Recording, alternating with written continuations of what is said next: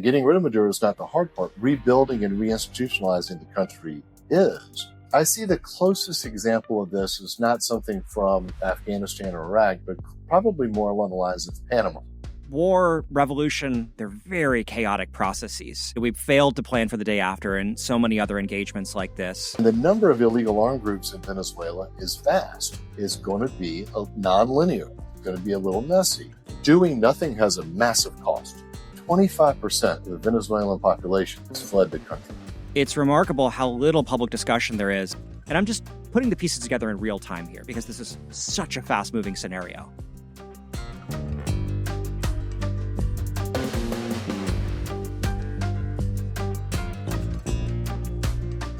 Ambassador James Story, Jimmy, welcome to the World Unpacked. Thank you so much for having me today. You were literally the last American in Venezuela. You ran our embassy there before we were asked to leave the country, and you were the last Senate-confirmed ambassador to Venezuela under both Biden and Trump. And we're now at a moment where it feels like almost anything could happen between the United States and Venezuela. Trump has been saber-rattling. There's talk of war. There was just a dramatic seizure on the high seas of a Venezuelan tanker by U.S. naval forces. So we're going to talk about where this could all go, where it should go, and what kind of stakes there are for the U.S. and the world. But maybe we should just start with what's happening right now. What did you make of this tanker seizure? What does it mean? We can certainly start here, but I'd just like to really start by saying that the Venezuelan people deserve to have their liberty. They deserve justice. They deserve to have their democracy restored. They voted overwhelmingly to get rid of Maduro last year in an election that wasn't free or fair. So let's just start by recognizing what the Maduro regime really is, who they really are, and why restoring democracy and giving people hope in Venezuela is so important. So after saying that, we can say, well, what's happening today? And there was, as you rightly pointed out, an oil tanker recently seized, a sanctioned oil tanker, and it was a stateless vessel as well. So if you look at the UN Convention on the Law of the Sea, stateless vessels are allowed to be boarded. You have illegal cargo that's affiliated in some way, I believe, with the IRGC in Iran, as well as in Venezuela, on a sanctioned vessel flying a Guyanese flag without that state's permission. Now, the question now is, how far does this go? Is the administration moving from a counter-narcotics piece of this puzzle to a counter-export of oil piece of the puzzle, which really be going after the economic lifeline of the Venezuelan state? There's so many different moving parts here. You mentioned the strikes on the drug boats. And when Trump and J.D. Vance, Marco Rubio, when they talk about Venezuela, overwhelmingly, they're talking about drugs. And I want to take some time to talk about drugs. But the first thing you mentioned was democracy. We know Maduro is not a legitimate ruler of the nation. It's widely understood that he rigged the last election. I think there were some irregularities in the election before that. Couldn't agree more that the Venezuelan people deserve the democracy and the ruler that they voted for. But is this about democracy? Should it be about democracy? I think it's about 5 or 6 or 7 different things. One, it should be about democracy. And why is democracy so important in Venezuela? Well, they had a robust, vibrant democracy for 50 years. And with the installation, he won a free and fair election. Hugo Chavez came into power, but slowly eroded all of the elements of state. Basically undermined the ability for the state to function in any way that wasn't directly attached to his political movement. With Maduro coming into power in 2013, it ramped up. And the state no longer really exists as a state. These are organizations that support a criminal organization, if you will, led by Maduro and company. What has happened is that 25% of the Venezuelan population has fled the country because they don't have hope. They don't have the access. They can't access government services.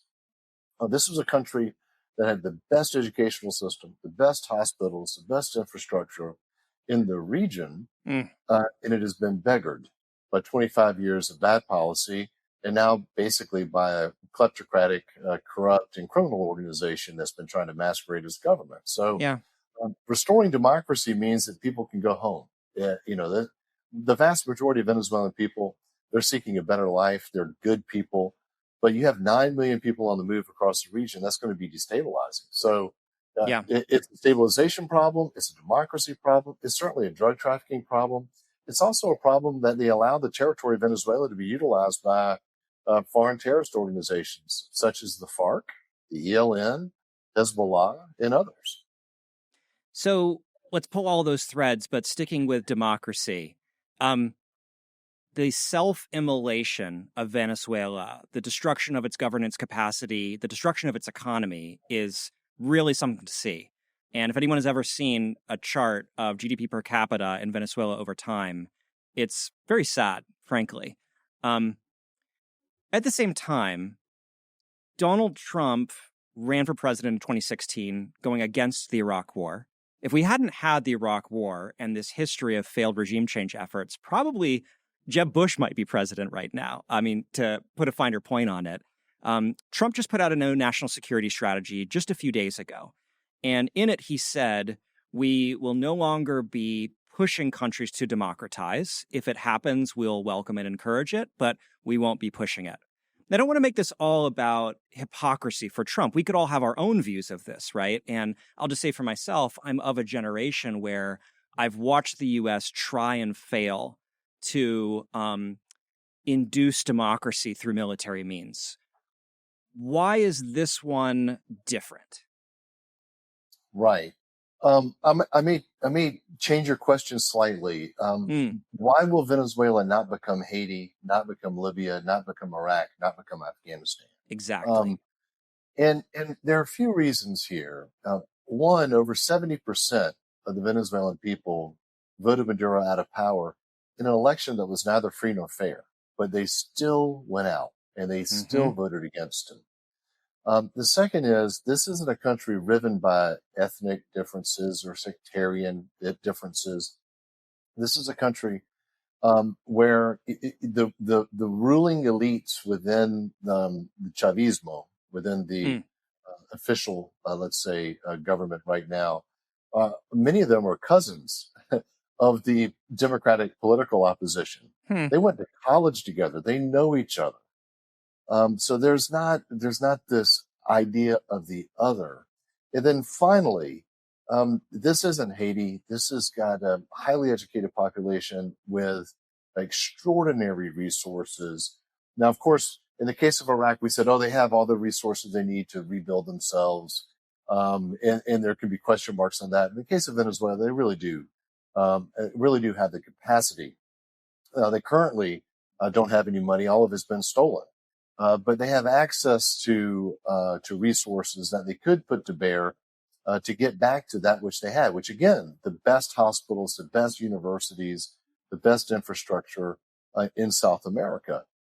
So I don't see this. I see the closest example of this is not something from Afghanistan or Iraq, but probably more along the lines of Panama. Okay. In the case of Panama, and I'm not suggesting we're going to have a full-scale military invasion either, but after the restoration of democratic norms in Panama, there was a moment, several months, of criminality, illegality, people settling scores, and the military was recreated or rebranded, reinstitutionalized under civilian authority, and turned into a Homeland Defense Force. And I believe we learned a lesson in Iraq with de-Baathification. I think that's something to be careful about, because Venezuela is a vast country filled with illegal armed groups. You need the military to provide a modicum of stability and security.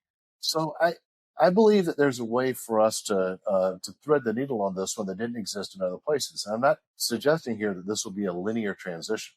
I think it'll be difficult because you have to reinstitutionalize a country that has been systematically dismantled, the government, over 25 years. That's going to be a tall order. Well, first of all, Jimmy, you're being admirably clear and constructive here because it's remarkable how little public discussion there is about all of the facets that you're talking about right now. This administration is not really inviting the public into discussions of what, a military facilitated transition might look like in Venezuela. So let's dive in. I take your point about de-Baathification. It sounds like, to paraphrase, the U.S. military could somehow facilitate a regime change. The opposition could take power. The military could be left largely intact and then provide security. What I want to pressure test here is a couple different points. One is, presumably, this is the same military structure that has been helping Maduro stay in power despite large-scale protest against him, helping him suppress opposition figures up until now. This is the military that the U.S. has put forward very credible evidence that they're deeply involved in the drug trade, right? So there's money to be made with continuing business as usual. And then the other piece that you mentioned, which my ears perked up as a former Middle East analyst when you mentioned armed groups roaming the country. So how do we then thread this needle where we would somehow work with a military that's been hostile to democratic forces up until now, and also have potentially other groups with access to weapons and motivations to destabilize? No, these are great questions, and one of the things that I think we have to lay out is let's take a look at how has the military responded when called on to do anything against the population, and they haven't been utilized in that way. I think this is from Dictator 101 or Autocrats Inc. or something, that the first thing you do is you build yourself a specialized force of people that only report to you. In the case of Venezuela, they're called the colectivos. In the case of Panama, they were the dignity battalions, right? They would go out and beat up protesters and do these kinds of things. And that's what's happened in Venezuela. To some extent, some members of the National Guard have been involved, but the military itself has been kept far away from this because Maduro himself doesn't know how they would react. The second point here is that there are more flag officers in Venezuela than NATO combined. I mean, you can't swing a dead cat in Caracas without hitting a general. And I don't know to what extent, the generals that have been involved with narcotics trafficking or crimes against humanity or murder or what have you, I think they're going to be hard to rehabilitate. But there are a lot of people that are professional soldiers that haven't been risen to that particular level within the military and haven't been involved in these types of activities, and they can't be rehabilitated. The big question for me is, to what extent has either the leader of the opposition, who's now indisputably Maria Corina Machado, have they engaged to find those leaders? And then how do you bring them in to a newly constituted, under civilian control, military apparatus that will then make certain that we can have a peaceful transition? And again, not going to be linear, but right now, if I were Maria Corina Machado, let's say Edmundo Gonzalez, who won the election, he comes back in, he's installed as president. Who can you trust in this government? And you need people in a government to be able to function. You need, can you trust the tax authority? I mean, just this week, Cardinal Porras was trying to leave the country on the 10th, just yesterday, and had his passport revoked at the airport. This is the leading church figure in Venezuela. So is there anybody within the Customs and Border Protection that you can trust? Just as an example here. And you're going to have to rebuild all of that. But there are good people there. So a new opposition leader from the country, they would face this trust problem right away. Who can I trust? Who can I work with? 100%. An American president, an American Congress, other American policymakers contemplating military action to make this happen, they also face a version of this trust problem. War, revolution, they're very chaotic processes. And one of the things that I remember from the Iraq days, and I take your point, it's not Iraq, but maybe there's some lessons learned there, is not that many people in the American government at that time understood the social and political conditions of Iraq that well. There weren't a lot of people-to-people ties. The intelligence was thin. The decision makers ultimately were very reliant on a small number of people who had connections, interests. So if I were President Trump or Marco Rubio or a more neutral decision maker, I might be really worried that what you were describing, I'm going to be sizing up these generals, and the success or failure of this mission will depend on a kind of soul craft, a kind of like what's going on behind the eyes of these people. Where are their loyalties? Is their loyalty going to be to their cousin that they went to college with, or to, their buddies in the Cartel of the Sun?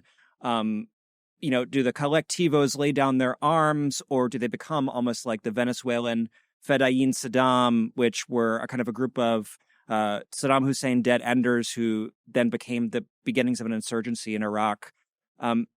It's a little scary or daunting that there's these psychosocial realities that could be the determinant of success or failure. And how can we tell?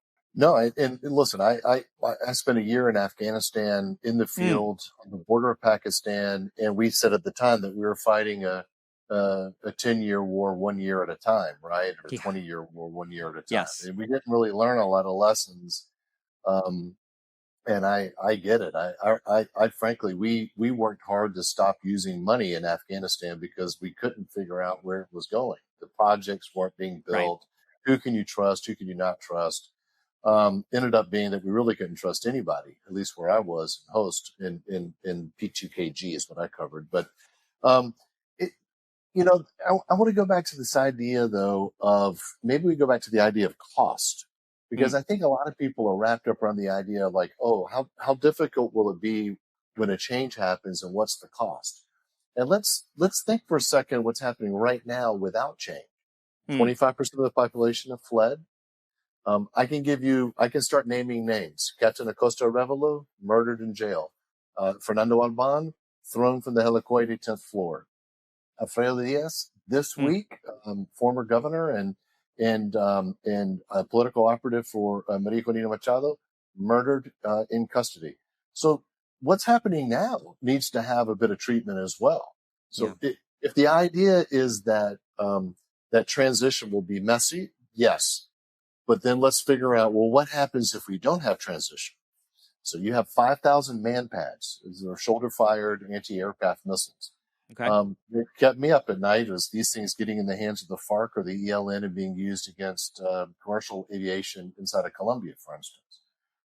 While it's true that only about 10% max of the total drug flow leaves Venezuela flowing north, that's still a significant problem for the United States. So it's happening. It's happening right now. Will continue to happen right now. Hezbollah is definitely operating inside of Venezuela, and together with the Iranians, they're working with. The Iranians have given armed drones and missile boats to the Venezuelans. So this is, and the Russians are using Venezuela as a platform to undermine democracies across the hemisphere. This is where they use their kind of online media platforms and their bot armies. So let's keep in mind that doing nothing has a massive cost in specific human lives, as well as regional stability. Doing something will have cost as well. And those costs are potentially high, but I don't see those costs being on the order of magnitude of an Iraq, or Afghanistan, or Libya, or Haiti. And it's because the country came out and said enough. And I believe that 70% of the population, if they vote a certain way, they're also in the military. Now, they may not be the generals. They may be the majors and captains and lieutenant colonels. But they're in there as well. There are still good people inside of these organizations.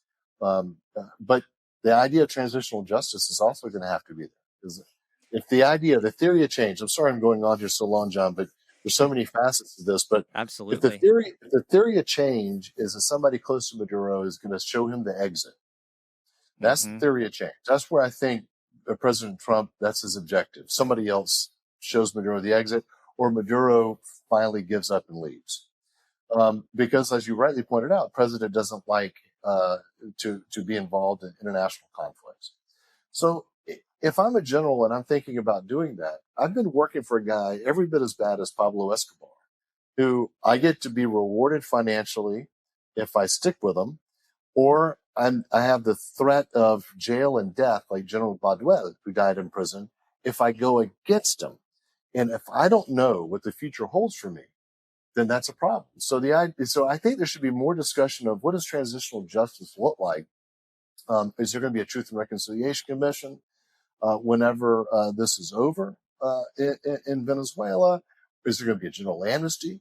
And I would submit that in Latin America, we've gone through transitions before, and in every instance, there's been some type of amnesty for bad actors. So, taking the scenario of a general or a colonel within Venezuela takes matters into their own hands, assassinates or captures and, renders Maduro to another country. This has happened in many countries. If I woke up tomorrow and saw that headline, I would probably celebrate, right? And I think you've made a good case that there are pieces in place potentially for that kind of action to set Venezuela on a better path. I think you've made a particularly compelling case that Venezuela, as currently governed, is a poison to the Venezuelan people and a cancer on the region. Where I think then the question moves is, if no one takes matters into their own hands, and then the U.S. takes action, we start to own it. So there's the kind of cost-benefit analysis from the perspective of the Venezuelan people and what's good or bad for them. But then there's a different kind of dimension when Washington owns it. We're going back to the famous Colin Powell axiom of the Pottery Barn rule: you break it, you buy it, right? So, if we are the ones who break Venezuela, and I gather there's already been some kind of de minimis attempts to do this. I shouldn't say de minimis, but it's been reported that the U.S. government attempted to recruit a pilot that flies Maduro around, and that what we were hoping what would happen was the pilot would take that plane maybe to the United States. But maybe we're moving toward a world where instead Trump launches a missile strike and kills Maduro, or Trump sends missile strikes throughout the country and maybe encourages or talks to somebody within the country who could maybe take action based on that. At some threshold of action, it becomes clear that the U.S. is a prime mover here. Right. Is that different in your mind? Does that carry different risks diplomatically to our kind of strategic prestige, to, anything? Well, I think it carries tons of risk. And you're exactly right. If you break it, you buy it. And, the extent to which, for me, the question for the administration is, I'm always thinking about third, fourth, fifth order effects. Yeah. A to B is generally quite easy. And I've stated this repeatedly. Getting rid of Maduro is really not the hardest part here. You could get somebody close to Maduro, and then Maduro would decide to leave, or you could go after Maduro directly. It's not like we don't know where he is. And he's made a show of going out in public recently, and he's always surrounded by lots of civilians when he does so. He doesn't generally hang out with the rest of the really bad actors inside of the small group in this organization. I've made a practice of kind of paying attention to what he's been up to. Yeah. But if you do, as you rightly point out, if you do take an action, I think my question for the administration is then going to be, okay, are we going to be there on the ground helping secure the reentry of the democratic forces to start rebuilding this country and reinstitutionalizing the country? And that's a different question. Again, getting rid of Maduro is not the hard part. Rebuilding and reinstitutionalizing the country is. And the number of illegal armed groups in Venezuela is vast. It's going to be non-linear. It's going to be a little messy. Now, that doesn't mean that I'm not suggesting that it would be more messy than what currently exists, because what currently exists has led to the departure of 25% of the population. But will it require resources in the short term? 100%. You're going to have to. We had plans during the interim government of Juan Guaido to increase electricity production so that more people had access to water, to bring in medicine, bring in food. The country is not gotten better. They may not have hyperinflations just because they dollarize the economy, but people don't have enough to eat in that country. You're going to have to deal with that issue. That's job one. Then you're going to have the general score settling that happens. I mean, there's going to be a period of time that you need, that you're going to have a bunch of security, but then you have to start rebuilding things. For me, a big question is, and I was just in New York at the American Society talking about this one, you have more arbitration awards that have been awarded by the ICSID than you have money in the national treasury. How do we unwind an $11 billion award to ConocoPhillips in a country that has about $5 billion in the national treasury? And these are all things that have to be dealt with as well. So yeah, the easy part is the regime change. The hard part is the reinstitutionalization of the country. And bravo for being 10 steps ahead and for being honest about these complexities. We've failed to plan for the day after and so many other engagements like this. I want to ask you what you think the effect on the wider region would be of U.S. action along these lines. And again, we're kind of talking around it because there's so many different things that Trump could do to effectuate these outcomes. It's hard to predict precisely. But if it were broadly understood that the U.S. used force in some manner to effectuate regime change in Venezuela, what would be the effect in the region? And I'm thinking about a couple different aspects. One is, to my understanding, the countries, many of them in Latin America that are enmeshed in Venezuela and its problems in some way, aren't calling for this. I think Colombia has a very high number of refugees from Venezuela. They've been advocating against such an action. So there could be, blowback on a kind of country-by-country basis. But then just today, I saw Trump actually threaten the president of Colombia and said, you could be next. So it's a little bit of shades of Iraq, again, of kind of the invasions of Afghanistan, of Iraq, became something of a cudgel to threaten countries like Iran. And the hope was actually that this could be the seeds of a wider transformation.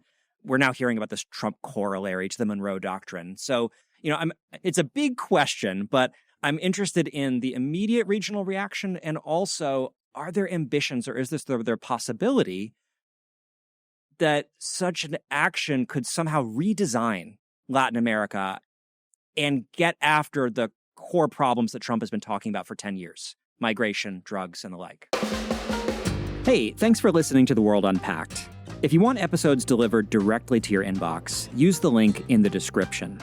You can also subscribe on our YouTube channel or on popular podcasting platforms. Now, back to the show.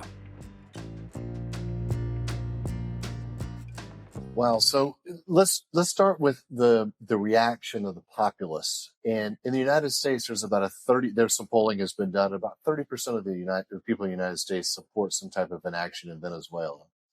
Interestingly enough, it's 52 or 53% of the people polled in Latin America would support U.S. action in Venezuela. Again, because as you rightly point out, you've got 3 million Venezuelans who have fled Venezuela. They're in Colombia. And when I ran counter-narcotics in Colombia, I was charged with forcing the FARC to sue for peace, and they did so.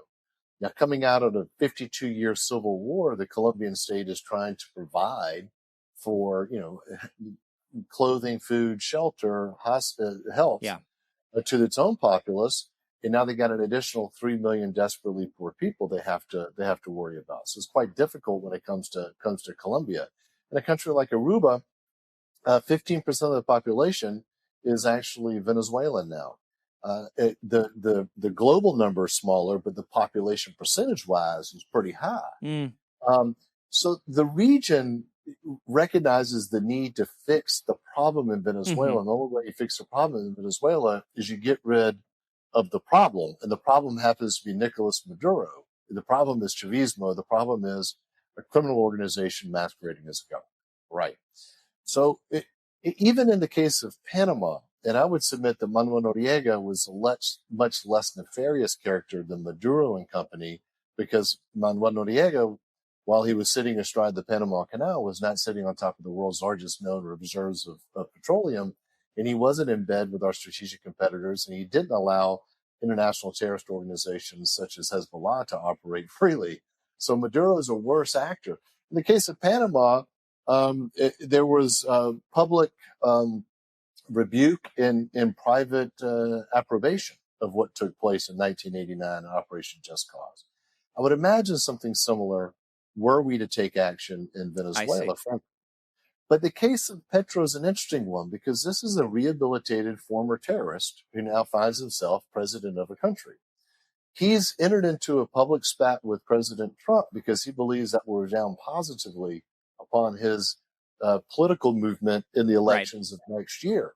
So he's a lame duck president at best, without the ability to sway his own Congress, but he's still an important player because if Venezuela when Venezuela changes, because it will, you need to control the border because the FARC and the ELN that fled Colombia to Venezuela will go back into Colombia. In fact, I've heard leadership of both of these Marxist terrorist drug trafficking organizations have moved back into Colombia because they don't want to confront the United States. If we can't count on the Colombian military and the Colombian state to help secure the border, we'll have a real mess on our hands when it comes to that kind of flow back and forth. The border's porous anyway, but you need to have the ability to close the border. I mean, certainly President Lula, just to kind of expand the conversation a little bit, he's going to be very publicly negative about this.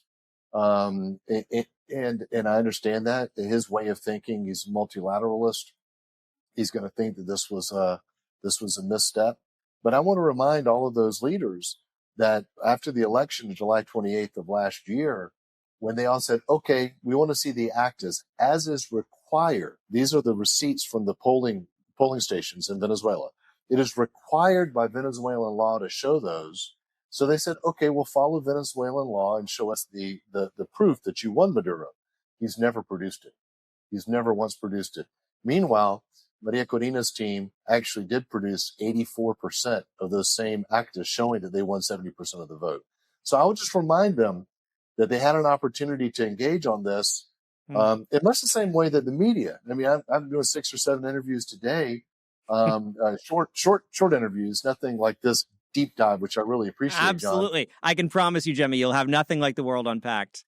But my phone wasn't ringing off the hook after July of last year when they won an election. It was kind of like, well, they won, but he stole it, so back to business as usual. And I find that kind of an odd position to find ourselves in. So there'll be some impact in the region for sure. And then look at his national security strategy. It's clear that the president wants to focus in the Western Hemisphere. As a Latin Americanist, I think it's a good thing. I hope the focus is in the right ways. I would have never predicted 10 or 15 years ago, earlier in my career, that we would have a president as Latin Americanist as Donald Trump is in his second term. And I'm sure Rubio has an influence on this, and there's other reasons. But back in my day, it was always the big four: Russia, China, Iran, North Korea. And then places like Venezuela, with all due respect to the country and the wonderful people in the United States government who work on it, I think it was considered somewhat of a B or C list adversary, rest of world, right? And all of that has changed. And you mentioned just the shift in global attention. No one is more of a master of attention than Donald Trump.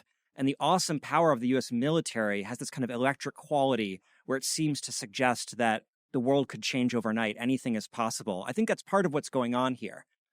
The inverse of that, which is striking to me, is how inside the United States, in our political branches, our news media, the level of discussion about Venezuela and possible regime change or military action there has been relatively limited compared to the potential stakes.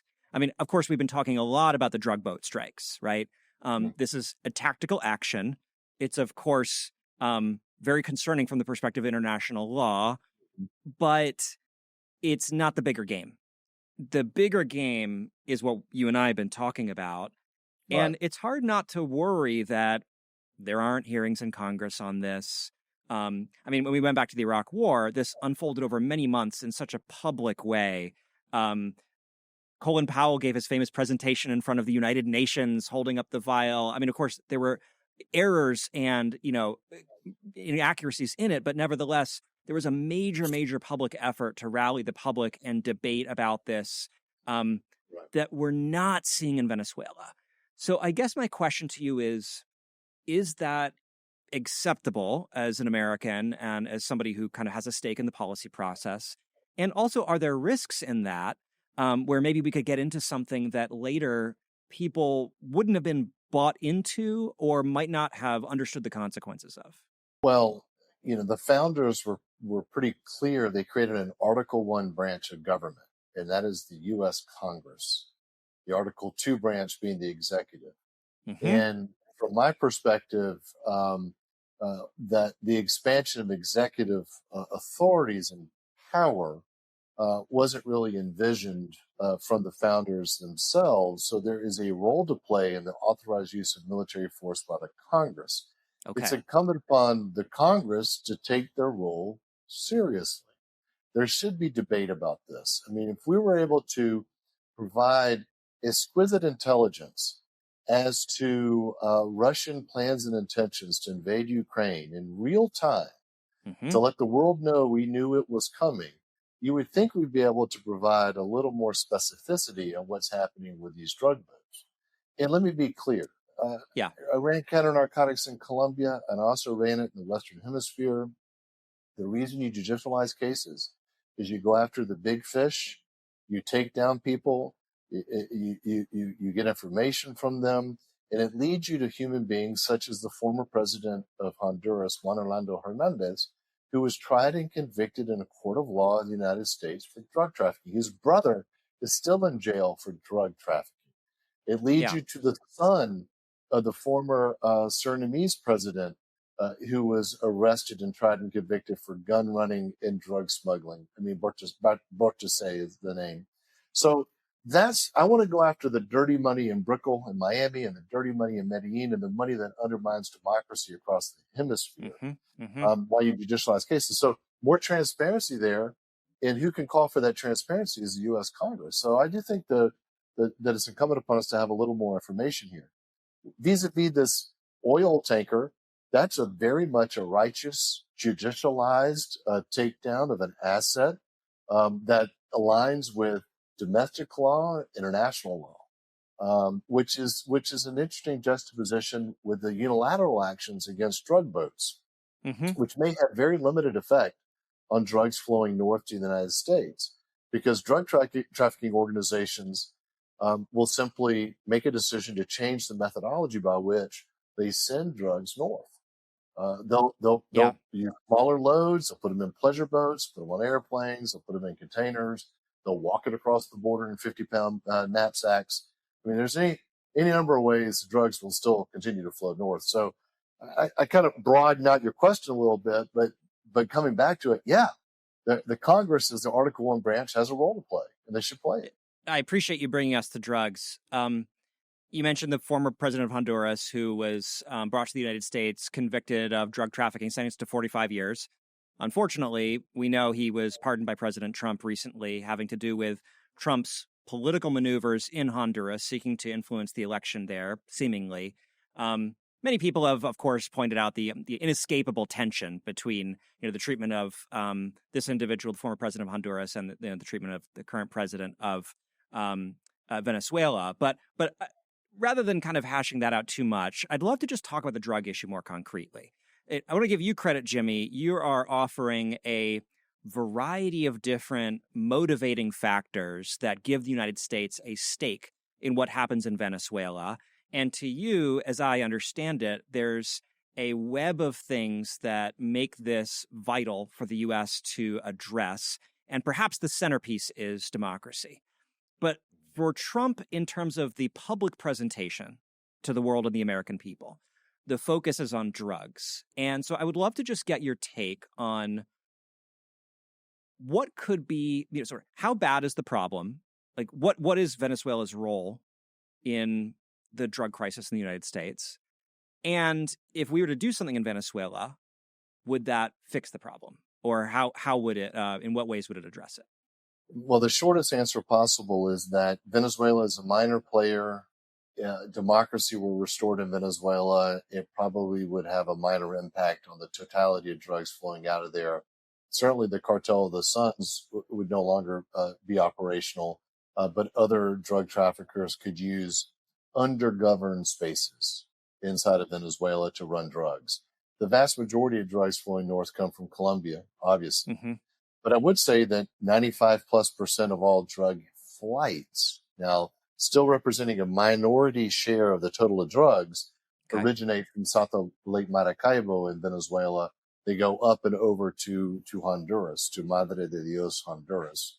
Probably, 95% of all drug flights do that, because the Colombian government has been able to shut down that particular methodology of moving drugs north. There are very few airplanes leave Colombia. Okay. Moving drugs north is, as long as there's a demand signal and there is a profit motive, this thing is going to continue to go. But I believe that you go after the money and you go after the organizations, because if you don't, you can see what happens when they metastasize in a place like in Central America, for instance, where the drug trafficking organizations have larger budgets than the GDP of those countries. They are more powerful than the state, which is why they can take a person like Juan Orlando Hernandez and basically co-opt him into becoming a drug trafficker together with them. If you don't go after those organizations and we don't work together, they have real negative consequences for the state, for democracy and state capability across the region. What a drug trafficking organization, or really any powerful criminal group, can do to a state is truly frightening. We did an episode on Ecuador and the impact of MS-13 and 18th Street there. They ate the state, essentially, until they were destroyed by Bukele. When we're talking about drugs, just so the audience understands, but this is my understanding, the drugs transshipping from Colombia through Venezuela, the drugs from Venezuela, are cocaine. Cocaine is not an insignificant problem, and actually people increasingly use cocaine with fentanyl. So there is a very rapidly growing number of opioid-related deaths in the United States having to do with the witting or unwitting combined usage of an opioid like fentanyl and a stimulant like cocaine. But I just want to be clear about this, because I think the administration has kind of muddied the waters a little bit. It is cocaine. Does that change matters in your mind? Or, again, this is not like the key pillar for you, as I hear it.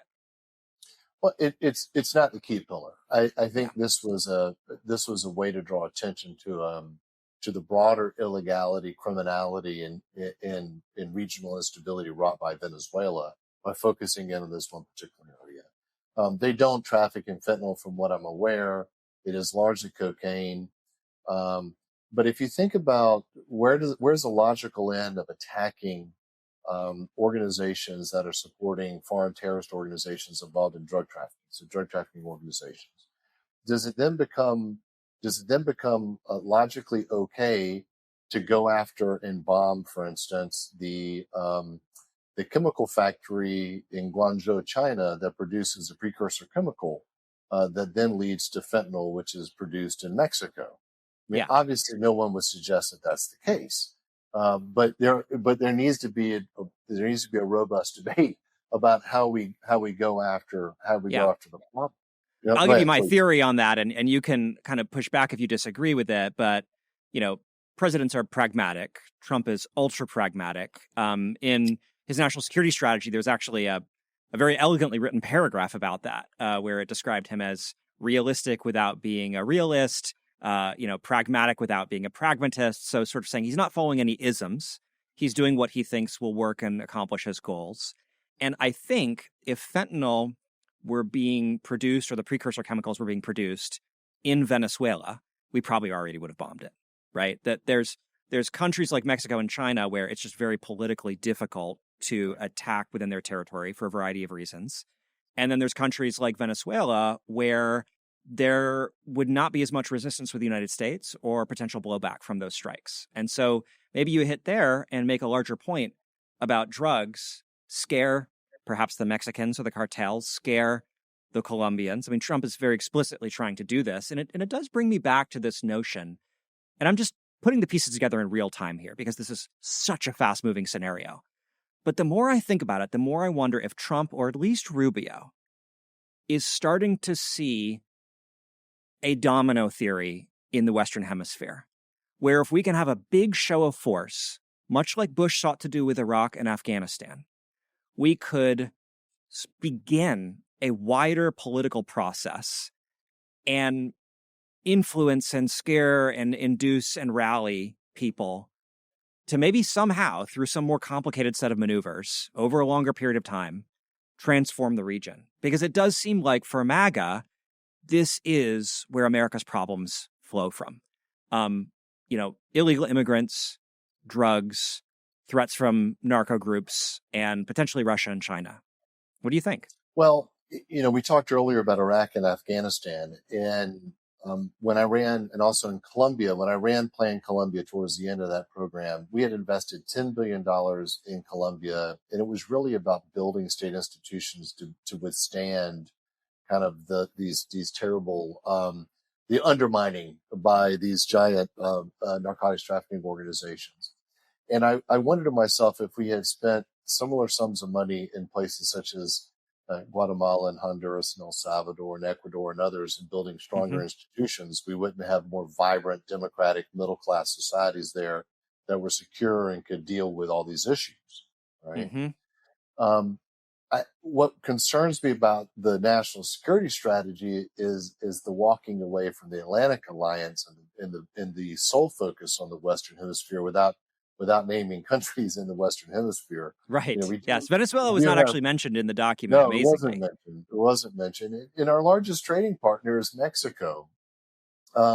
Canada, I think we trade the same things back and forth across the border, car parts, for instance, 15 times a day. I mean, we're fully integrated in the region. And what happens in Guatemala and the highlands of Guatemala matters in the United States. What happens in Venezuela matters in the United States. What happens across the region has a direct impact.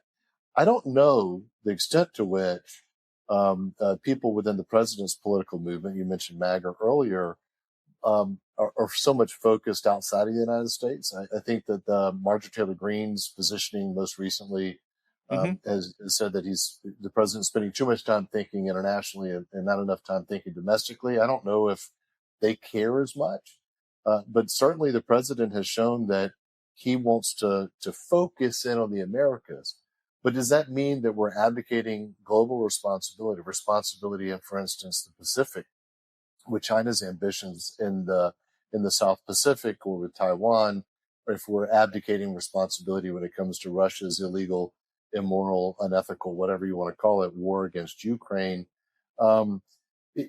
At what point are we pulling away from the Bretton Woods institutions at the end of World War II? Are we not being engaged more globally? Because regardless of what you think the news is telling you, we're living in a golden age. People live longer and they're healthier, and fewer wars are out there because we established institutions such as United Nations and the World Bank and the IMF and what have you, how states deal with each other.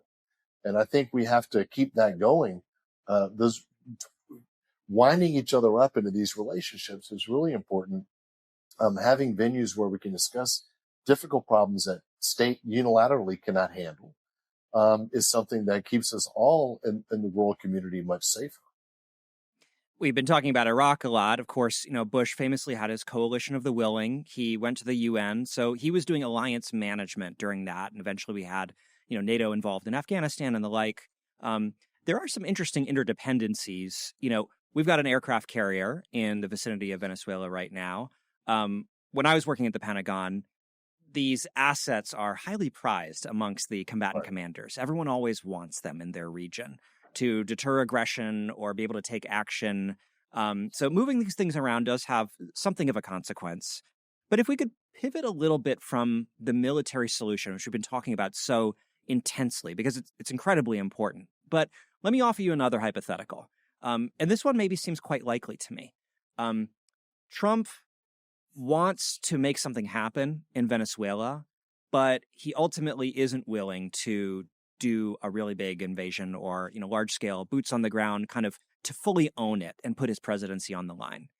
So instead, there may be either intensified saber rattling or even pinprick strikes, perhaps on military facilities or the presidential palace, something like that. And then you reach a kind of crisis or culmination point where some kind of deal or de-escalation path is offered. And it sounds like what you're saying is the deal that we should try to get is Maduro pathway to exit. Is there anything short of that? Imagine you're Trump in the Oval Office. Maduro is trying to do a deal at this moment of crisis. You don't want to invade ultimately, but he's not offering to leave. What other kind of end results could we envision happening here? Well, Maduro has engaged in so many negotiations over the last 12 years now. I do think you have to start with Maduro's exit stage right. What I think Maduro is trying to lay out is, well, how can he remain somehow in charge of the military, or the president of the National Assembly, who's one of his lead henchmen, Jorge Rodriguez, becomes interim president while they go for another election. All of that seems to me to be kind of where Maduro would like to go. I believe that Secretary Rubio recognizes how difficult that would be, and how unworkable a solution it would be. Because remember, they had an election. Clearly, he lost.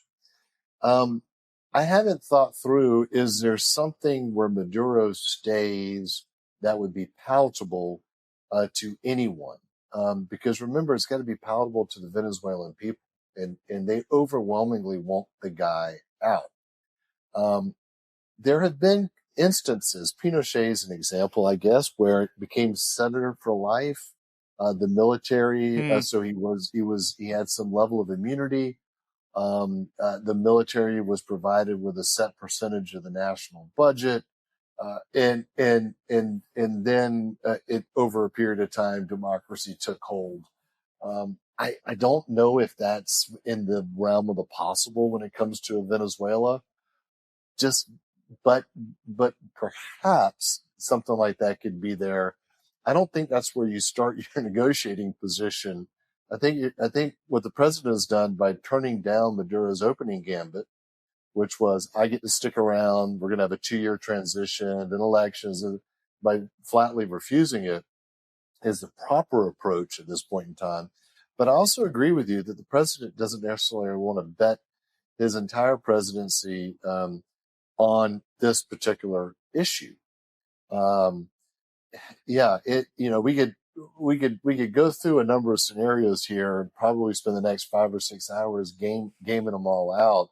But I would submit that anything short of Maduro's departure would be a loss, a loss for the Venezuelan people, and certainly a loss to U.S. credibility. I mean, we talked about the military. The Fourth Fleet, which is the U.S. Navy fleet for the Americas, has exactly 0 ships in it. 0 ships. All of those ships that are there right now have been borrowed from other fleets.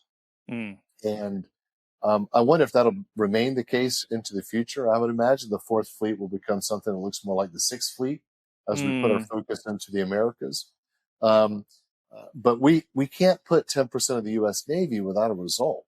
The president has put himself in a bit of a corner here, and I think anything less than Maduro's exit will make it quite difficult to claim victory. Maybe.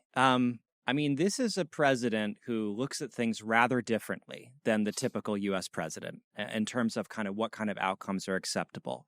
My gut says, and you're the expert on Venezuela, and you're part of these circles, but my gut says if he gets some kind of flashy result that he can bring to the American people, probably having to do with drugs, because I doubt the President Trump is fully animated by this desire to liberate the Venezuelan people. I'm sure people in his circle are, but I don't know. Time will tell. I mean, I appreciate your predictions, Jimmy, and I really appreciate your ability to come on here, make the case for what you would like to happen. It's a bold case, and it's a conversation that's happening hopefully inside the administration. I really hope in Congress, and we're going to try to get this conversation out to as many people online as possible, because I have not heard this kind of substantive back and forth on this momentous decision point anywhere else, and you are very game to come on and have it with us. It was a real pleasure to be with y'all today. And I think these are the kinds of conversations that are exactly right that we should be having in Congress. We should be having outside in the broader public. And I'm delighted to share some thoughts here with you all today. Thanks, Jimmy. And next time in Caracas. You've been listening to The World Unpacked, a production of the Carnegie Endowment for International Peace. To get episodes delivered directly to your inbox, use the link in the description, or subscribe on YouTube or popular podcast platforms like Spotify or iTunes. Views expressed are those of the host and guests, and not necessarily those of Carnegie. Learn more at carnegieendowment.org.